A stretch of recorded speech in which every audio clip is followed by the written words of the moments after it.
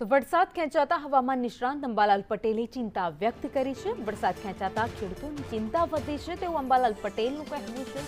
વરસાદમાં વિલંબ હોવાથી ખેડૂતોને પિયત કરવા સૂચના આપી દેવામાં આવી છે। તો વરસાદ ખેંચાતા ખેડૂતોના પાકને નુકસાન પણ થઈ શકે છે।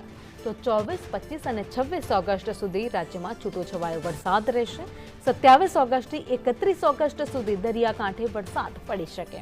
31 ઓગસ્ટ બાદનું વરસાદી પાણી ખેડૂતો માટે નુકસાનકારક છે। તો સપ્ટેમ્બર મહિનામાં 2 સ્ટ્રોમ બનશે, જેના કારણે 10 થી 14 સપ્ટેમ્બરમાં વરસાદ પડી શકે। 23 સપ્ટેમ્બર બાદ ગરમી વધવાની અંબાલાલ પટેલે આગાહી કરી છે।